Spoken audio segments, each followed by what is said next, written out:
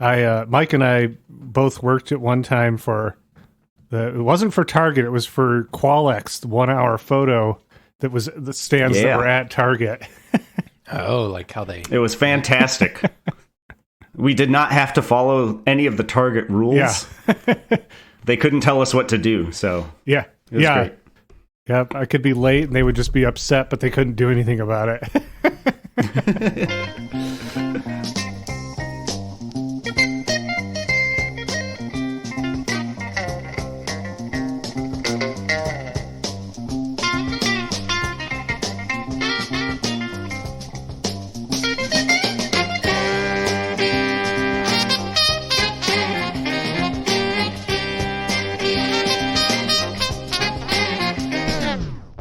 Welcome to I'd Buy That for $1, a podcast about inexpensive, common, and underappreciated records that are waiting to be rediscovered. I'm your host, Sean Hartman, producer of the acclaimed series Beats for the Age of Science, chopped and screwed lo-fi edits of educational music to study to. Featuring such classics as Why is an Insect? How do the Rocks Have a Language? Where is the Fish? And of course, How Silk is the Ocean? Far out. That's good. Well done, Sean. Thank you. Yeah. Oof. I'm co-host Jeremy. I don't even know how I follow that, but I'm going to try. I'm writing a book. I've been inspired by all the books Sean has written. Co-host Sean, and I'm writing a book of microbiographies called A Bowl of M&Ms, featuring microbiographies on Michael McDonald, Mac Miller, Malcolm McLaren, Manfred Mann's Earth Band, Marky Mark, Martina McBride, Marcus Mumford, The Meatmen, The Minutemen, Meek Mill, Melissa Manchester, Method Man, Mike and the Mechanics, The Mighty Mighty Boss Tones, Mystic Moods Orchestra, Modest Mouse, Monster Magnet, and many, many, many more. Martha and the Muffins? Would Marais and Miranda be on that list? No, I don't know anything about them. Well, keep that Mystic Moods Orchestra in your back pocket. I think it might come in handy soon. I am co-host Peter Cook, and as a reminder to our listeners, the sun is a mass of incandescent gas, a gigantic nuclear furnace where hydrogen is built into helium at a temperature of millions of degrees. Wow, you guys both went far out. I just sang the lyrics You're just saying facts. to a song from this series of albums that we're talking about today. Coincidentally, that's also what Peter says when he looks in the mirror first thing in the morning every day. This is true. That's your affirmation every morning. And joining us today... Although only half facts. They re-recorded it. Sorry. Joining us today on I'd Buy That for $1 is a guider of lost souls at Bulldog Nation and bass player for the Athens Unitarian Church. Welcome to the program, Mike Merva. Whoa, you should be in my microbiographies. Oh, yeah, I am. Eminem. Tell him just one thing about yourself. One small thing. I can juggle. All right. Microbiography achieved. It's going to print. There you go. And you are from Athens, Georgia, or that's where you currently reside anyway? I do. I currently reside in Athens, Georgia. I was born and raised in East Lansing, but of course, know y'all from my wonderful time in Kalamazoo. And now you've moved all that ways away and know DJ Mahogany, frequent guest, number one fan of I'd Buy That for $1. That is right. That is right. He's a great guy, a boon to the entire Athens community. Just always a friendly face when you see him. So, what's up, Mark? Well, Mike, you have selected a highly interesting record for today. Do you want to introduce this to our listeners?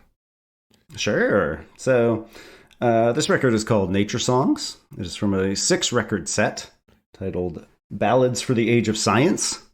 These records have music and lyrics written by Heizeret and Lou Singer, And this one, they have different people recording the songs, but this one is by Marais and Miranda, a troubadour folk duo. Yeah. Yeah, this is a unique selection because these are educational songs geared towards youngsters, it would seem. Indeed. And they pull no punches, I will say, about the educational aspect. They're not dumbing down anything, I feel like, in some of it at least. No. So this is officially our first educational record that we've had on the show, correct? I think you're right. We've featured a few other records that were parts of series, like the Environments record, but yeah, I think this is the first time we've gone this route specifically. This came out on Motivation Records in 1961, and how about we just get into a song? Does anyone want to hear a song? I would love to hear a song. Yeah, I want to hear. Let's do that. I want to. Yes, please. We're first going to listen to What Are the Parts of a Tree, Side A, Track 3. Trunk, roots, crown, bark, cambium. A tree has roots, a trunk and a crown. The trunk grows up and the roots grow down. The roots grow down and spread all around and hold the tree firmly in the ground. Hold the tree, hold the tree, hold the tree, hold the tree, hold the tree firmly in the ground.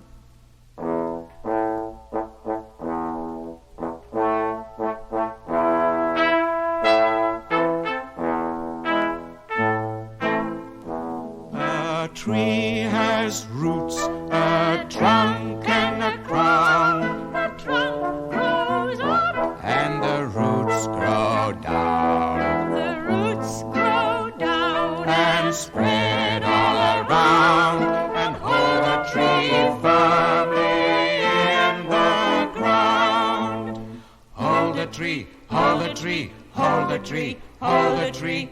Hold the tree firmly in the ground.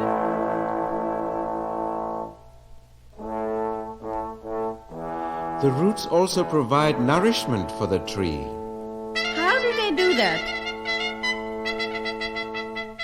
The root hairs absorb large amounts of water and minerals from the earth.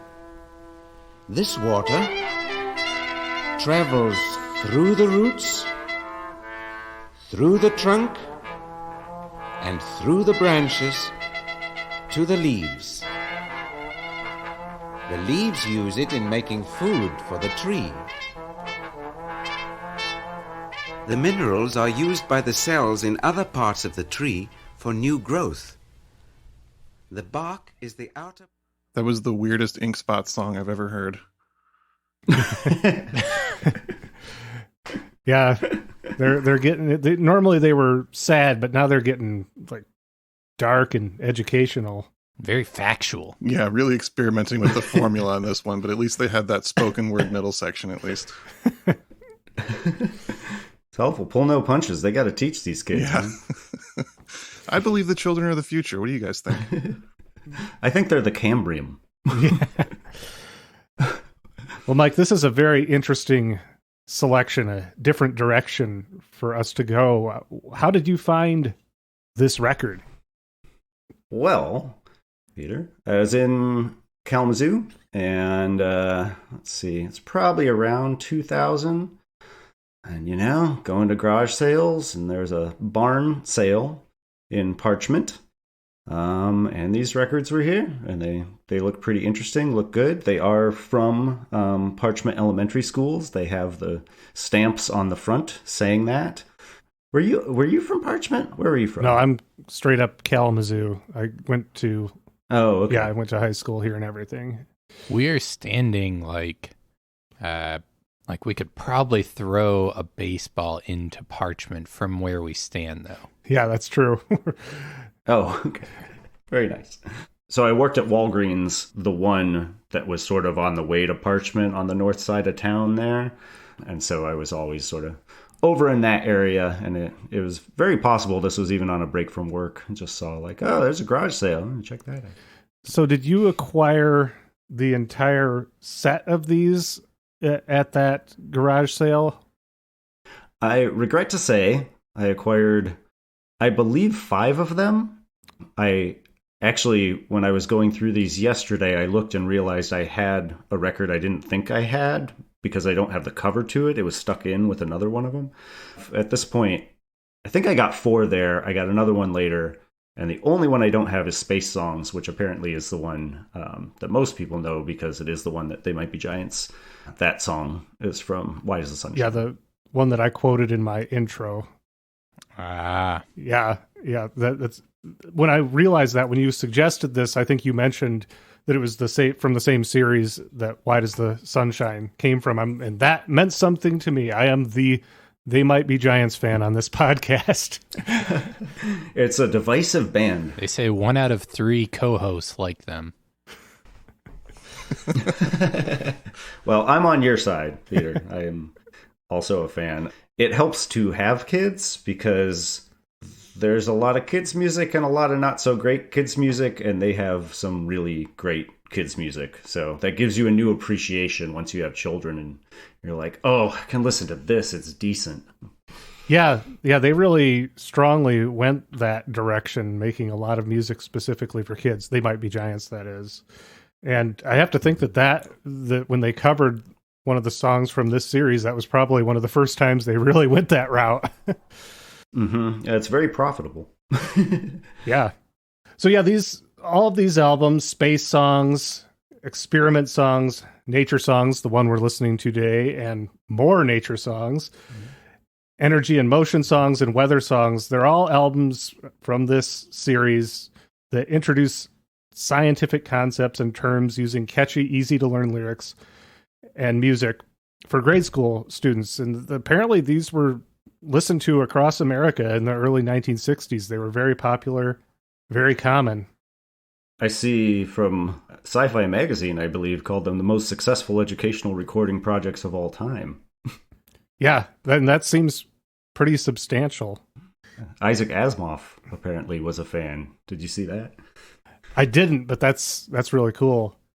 I was excited when I realized the album covers are designed by Leo Leone, who was an author and illustrator of children's books. He's best known for his 1963 picture book, Swimmy. Do you guys remember that one at all? I remember that one from childhood with the little black fish that's in a school of red fish. He stands out, but then like when the predator comes along, the red fish form what looks like a larger fish, and Swimmy is the eyeball. Does that ring any bells? Aw, no, but that's cute. Is this the start of our new spin-off podcast where Peter just describes the plot of children's literature? Because I would listen to that. Kind of like a listen to this before falling asleep type deal. Yeah, that's what I was thinking. It'd be a great sleep podcast. Yeah. All right. So there's this caterpillar. He's really hungry. You know, it's really funny that that's the one you went to because, Eric Carle's illustrations are, basically just total ripoff of Leo's, wouldn't you say? You know what? That makes a lot of sense. I was thinking just earlier that the artwork for this series is great and it's very charming, but there was something kind of instantly familiar to me about it. And aside from I think I've seen these a few times flipping around, but yeah, the Eric Carle comparison is very good. Before we go any further, because I don't think we're going to be talking about the songwriters behind this too much more, we'll probably be focusing more on Marais and Miranda, but we mentioned Hy Zaret and Lou Singer. They were 2 New York City-born Tin Pan Alley songwriters, and they had plenty of previous songwriting experience under their belt at the time that these albums came out. Zaret actually wrote the lyrics to Unchained Melody, one of the most recorded songs of all time. And Hy Zaret did the lyrics, and Lou Singer was responsible for the music that we're hearing. I'll also bring up that Hecky Krasnow, who's apparently the music director on these albums, he He's best known from Rudolph the Red-Nosed Reindeer, I Saw Mommy Kissing Santa Claus, Frosty the Snowman. So really worked mainly in that Christmas genre, but apparently branched out to do these as well. I'm also adding him to my file of favorite names that we've encountered on the show. We've got Hecky Krasnow, Hugh McCracken, all the greats. Listening to this, I had a moment where I was like, this feels like Rudolph kind of to me. So that makes sense now. One thing I do want to say about this song is just I really appreciate how the vocals, they really kind of represent a tree, or they do a really good job of being sort of majestic and epic and like, I am a tree and I'm strong and big and tall and have long roots and all that stuff. I think they did a really nice job sort of portraying that in a musical way. Yeah, obviously the lyricist played a part in that, but also the enthusiasm and delivery from the musicians is also really important to conveying these educational messages. And both did a great job here. It seems like a pretty quality series across the board from, the little bit that I checked out of the other ones. They weren't slacking. Yeah, that's right. Agreed. Well, how about, before we talk about who Marais and Miranda are, we play another selection? Jeremy, you're raising your hand. Yeah, I want to hear another one. I was just being respectful. Oh. Raising my hand. We are in the educational setting. That's I right. appreciate you doing that. Can someone please award Jeremy 1 gold star? Yes. Gold star for Robot Boy. That's a Guided by Voices song, Jeremy. Okay. I made a face at Peter because I was like, I don't know what that means. No, They Might Be Giants. No Guided by Voices for Jeremy. True. Ooh. So next, Mike, it looks like we had selected What is a Mammal? Yes, we did. Let's do that. Side A, track 5. What is a mammal? Why, anyone can tell you what a mammal is. Anyone who understands. They're warm-blooded, have hair on their bodies, and suckle their young from mammary glands.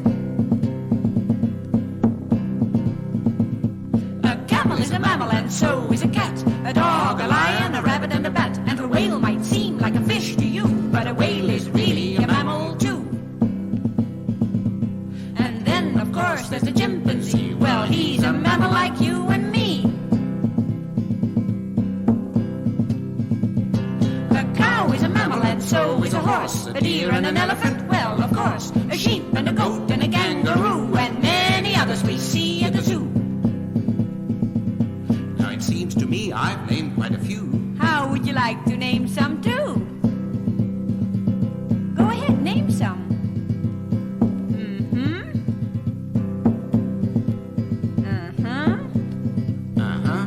Now anyone can tell you what a mammal is. Anyone who understands. They're warm-blooded, have hair on their bodies, and suckle their young from mammary glands.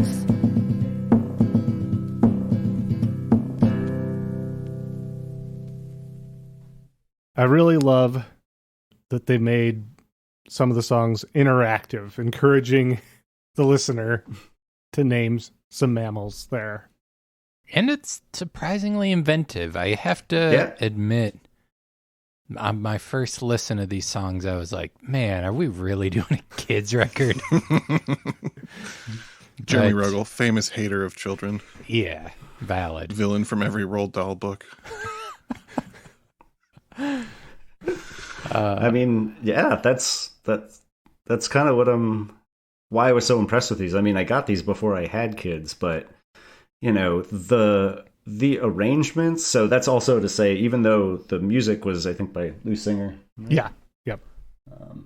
Yeah. So the music was by Lou Singer, but on these ones, Marais Miranda did all of the arrangements, and you can really tell that. If you listen to the other ones, they sound much different, but Marais Miranda arranging was a really big part of what they did generally. They considered themselves, people that did folk songs and balladeers, but they really pushed, in everything that I read, that they were interpreting material and doing it in a different way than a traditional way, and that was important to them. And they were both classically trained musicians, and for what it is, I mean, usually two voices and maybe two or three instruments. I think the arranging here is just so top notch. Like, really nothing I don't think I've ever heard before with that few amount of, vocals and instruments playing. And that guitar it sounded like they're like thumping on the whole guitar with the strings. Like it's being played in a very non-standard way that jumped out to my ear pretty quick.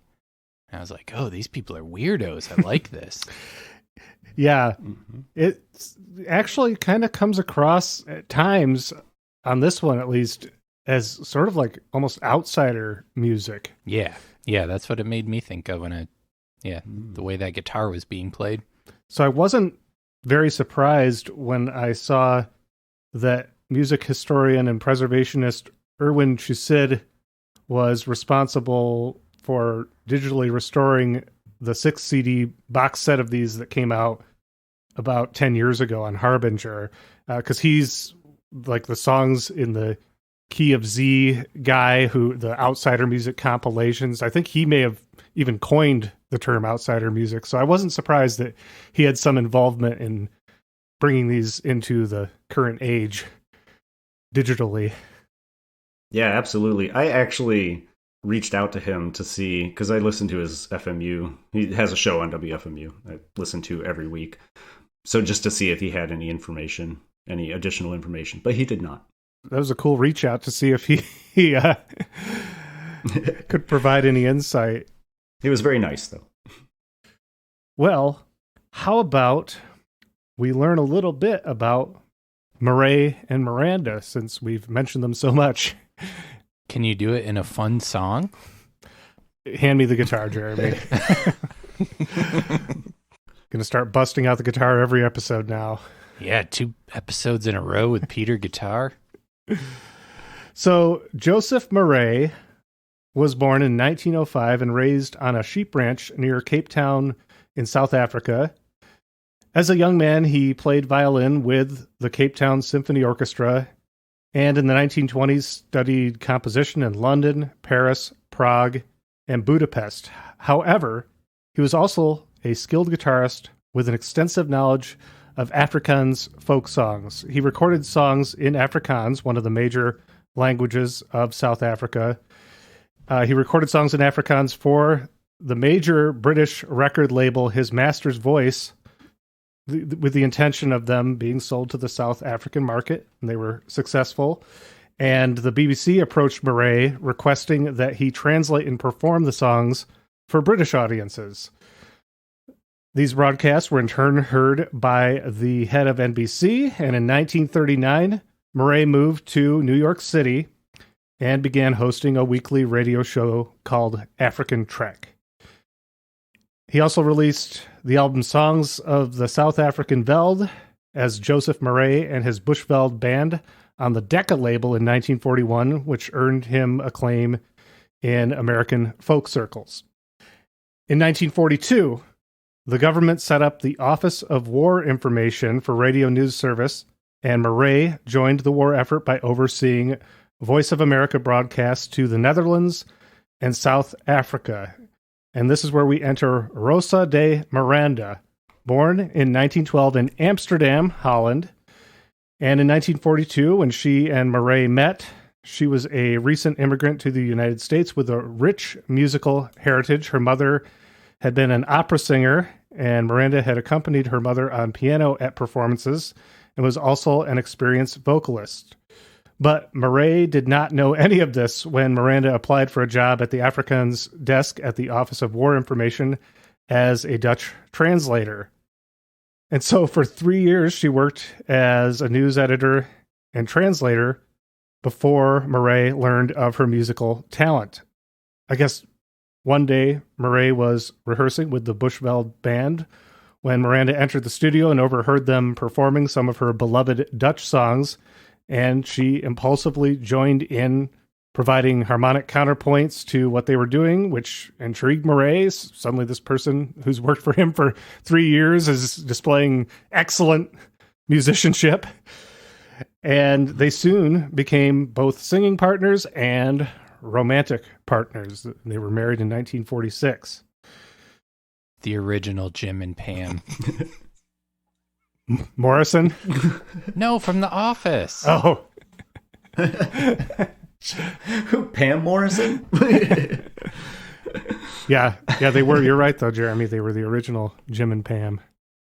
Together, they soon chose to pursue a career as balladeers. They had an extended engagement performing at New York City's Village Vanguard, and also a well-received performance at the New York Town Hall. The reception of both of these being tremendous convinced them to move to Los Angeles to further their career ambitions. They were soon featured as singers in the Hal Wallis-produced film noir Rope of Sand, starring Burt Lancaster, and set in Southwest Africa.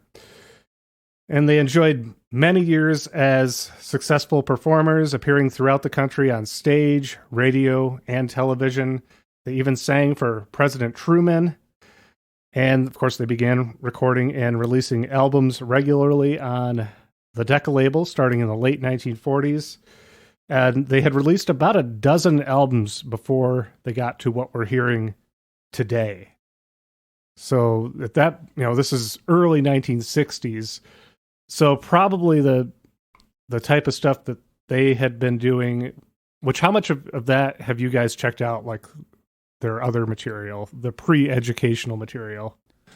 A little bit. I was listening to Waltzing Matilda, a couple other like classic folk songs that they had some pretty wild, especially Miranda's harmonies are like pretty wild on a lot of them. Mm-hmm.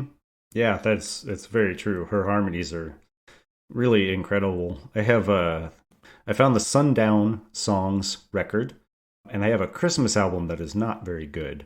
And then I've downloaded some other stuff, but it has this similar feel to it for the most part. I have to think that what they had been doing basically commercially throughout the 1950s, probably early 1960s, this might have been the best career option for them at that point, as far as being able to record these that had kind of a guaranteed audience for them. They did 2 of these. They did nature songs and more nature songs for this series. Of course, they did continue to work after that until Joseph died in Los Angeles in 1978, and Miranda lived for another 8 years and passed away in 1986. So both are no longer with us. I mean, they were born at the turn of the 20th century. Yeah. I'd never heard of them prior to you suggesting this, and had you have to guess that people like this had a career prior to these moments. They had quite a career prior to this. Yeah, indeed. I mean, that the impression I get is the radio show that he was doing was pretty popular, and it was, simulcast here in America and in South Africa, I think, from what my understanding is. So they seem pretty big. And that the More Nature Songs album, I will just say, has some absolute bangers on it. The song about the evolution of the horse is especially good. So I encourage people to check that one out. Very good. Well, next up on the list of songs we were going to play from this one, we had Song of the Rocks. I want the chopped and screwed DJ Hard Bargain version. All right, I'm sending you the FLAC files right now. Oh, thank you for making them flat. I would also like to hear that. This definitely seems like ripe for sampling, this album. Oh, yeah.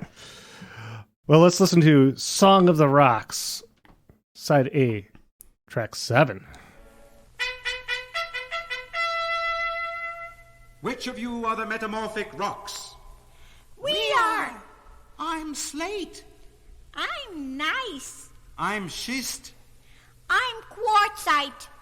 We were formed when other rocks were squeezed and changed by heat and pressure in the earth.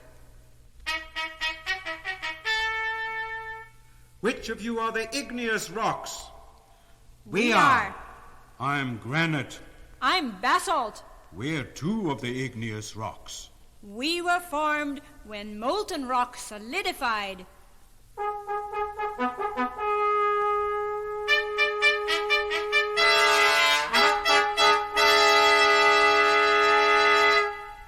And how about the sedimentary rocks? We are sedimentary rocks. Limestone. Sandstone. Shale. We were formed when rocks were broken down by weathering and deposited in layers in the rivers, lakes, and oceans. We are all solid members of the rock family. We're metamorphic, igneous, or sedimentary. I'm granite. I'm agate. I'm sandstone. I'm soapstone with flint, nice and gypsum, and quartzite. I'm limestone. I'm pumice. And I am mica schist. We're porphyry, obsidian, and marble. We are all different branches of the same family tree, but we're all solid members of the rock family. Metamorphic. Igneous. Or sedimentary. The reason I chose that song, a couple things. First, we only heard a portion of it, but they do a couple different types of rock groups, and they're really trying to mirror the types of rocks in their voices. And this is something they do throughout the album, is just sort of trying to encapsulate, the thing that they are singing about, which is a nature thing, an inert, it's living, but it's for the most part inert objects, but you can feel the personality that they're trying to give them. But also because if you ever need a song on a radio show or a mixtape to go directly into Shellac's Song of the Minerals, this is a fantastic one. Pro tip. Yeah, I was thinking with that song how theatrical they come across as performers, that they can get into all those different characters of rocks. Yeah, they were very intentional about all of that. They, saw themselves as balladeers, as we've said, and interested in interpreting material. But from some of the reading I've done, Miranda especially very much thought that performance should be a performance. Like, you should be dressed up and you should really get into it and have a plan and interesting songs. And apparently she was not at all a fan of Woody Guthrie in his dress, choice of songs, or manner of singing, from something that I read somewhere. Finally, someone taking down Woody. Right? Yeah, I saw that, and from what I just read a little bit about her, yeah, it seemed like she could be quite critical of others. She had her mind set on, what a performer should be, how songs should go, etc. Exactly. I think Joseph was a little bit more laid back, but that's the impression I got too. Peter, I'm curious, did you happen to find the Tupac connection with this episode? Not yet. I'll keep looking. Someday we'll find it, the Tupac connection. But in the meantime, do you want to know what it actually is? I'm not even joking. Oh, you're saying there is a Tupac connection. There is a Tupac connection. What? It's not the way that you would think, though. So after Marais passed, it says that Miranda spent the last few years of her life accompanied by her cats, Tupac and Yupanqui. Aw. I missed that. You did. I found it. Incredible. Well, because you did that, Sean. yeah, good work. Since you did that work for me, I'm going to do some work for you, and that is recommending some similar albums. Well, it sounds only fair. Take it away. Well, I didn't work too hard, because what we're going to do is just list off the other albums in this series. But which we already did, but we'll mention the artists who are behind those albums as we do it.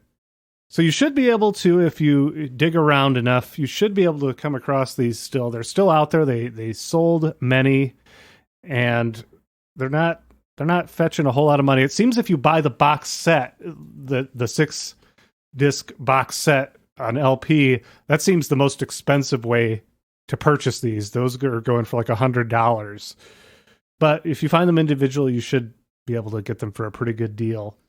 So Space Songs features the musicians Tom Glazer and Dottie Evans. Experiment Songs is Dorothy Collins. You're familiar with Dorothy Collins outside of this series, aren't you, Mike?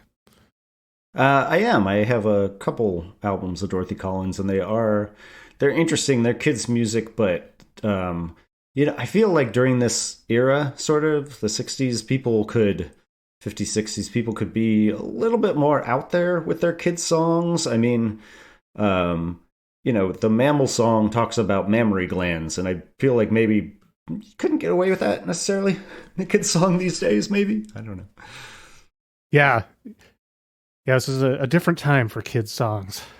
Mm-hmm. There's, of course, as we mentioned, there is also more nature songs. That is also Marais and Miranda. There's Energy and Motion Songs, which is, again, Tom Glazer and Dottie Evans. And then Weather Songs is just Tom Glazer. And that's this series, Ballads for the Age of Science. Some people refer to these as singing science records. It says that on the back, I believe. That mine, Mike, did yours have the booklet with all the lyrics inside of it included? Mine does, yeah. All the ones that I got have the booklet, and I love how at the bottom of every page, there's a little square that says, when you see an empty space, put a picture in its place. Yeah, it's more encouragement to interact with the material. Mm-hmm. Yeah, mine, no one had tampered with mine. Mine's a clean copy. Why haven't you put anything in the space yet, Peter? I probably should. Yeah, really. That's what we're doing after this episode, Peter. You and me, we're going to sit down and fill in these spaces. Get out the crayons. Yeah. Actually sounds wholesome as fuck. I'm in. Well, Mike, this was a really fun record. Thank you for suggesting it. I had a wonderful time, guys. It was all that I hoped it would be. Yeah, now that Jeremy is officially a fan of educational children's music, I'm sure this is going to be a staple of the show from here on out. Whoa. It's too dangerous of territory for me. There might be a kids chorus. Luckily, there wasn't in this record, but of children all singing in unison. Yeah, your least favorite instrument. I mean, Jeremy has always said that children should be seen and not heard. So, wow. Well, if you need a part 2, and I can remember the name of the album whose name I can't remember, there's some really hot tracks on that. You're hired. If you want to go deeper into the 70s children's music genre, I've got your back. Yeah, we asked Mike if he had any other children's records he wanted to recommend, and he said there's a really good one, but he's got to dig in and find out what it is. So more to come on that. It's probably just Raffi, though, isn't it? You wish. No, it's clearly 70s session musicians that were told we want 100 children's songs, and they were probably very high, and the stuff they came up with is unbelievable, crazy psych funk stuff. Oh, it's really great. Oh, yeah. Well, I think you figure out what it is, and we'll have you back next season to talk about that one. That you're going to be the kids record designated kids records guy. I will take it. I'll take it. Well, it was great talking to you. It's been years to our listeners. It's been years since I've seen Mike in person. It's mostly just been social media interactions here and there. They've picked up a little bit ever since we made the DJ Mahogany connection. Mm-hmm. So, yeah, it was great to see you too, and I'll be up in May, so I'll try to look you up. Deal. Well, we had selected The Balance of Nature to finish off the episode, the final track on side B. Did you have anything you wanted to say about this one, Mike, before we say our goodbyes? I just wanted to say that I think, let's see if I can find the line here. This rhyme is something for the ages. The flowers and the fruits need pollination and the balance of nature consideration. Oh, yeah. Dropping some That's hot. knowledge in rhymes here. Bars. Mhm. Yeah, it's too political for my taste. Exactly. Yeah. Sean's distinctively anti-nature. Yeah. Wow. We're taking so many stances on this episode. Yeah. All right. I think that wraps it up for this installment of I'd Buy That for $1. My name is Peter Cook.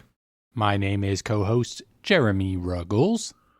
I'm Sean Hartman. I was Mike Merva. Eminem. If it weren't for the birds, remember my pet, the balance of nature would be upset. The insects of the world would surely double, and the people of the world would be in trouble. Ra-ta-ta-ta-ta-ta-ta. Boom, boom, boom, boom. The balance of nature must not be unbalanced. The balance of nature should be understood. If the balance of nature is ever unbalanced, whatever will happen will not be good. Ra-ta-ta-ta-ta-ta-ta.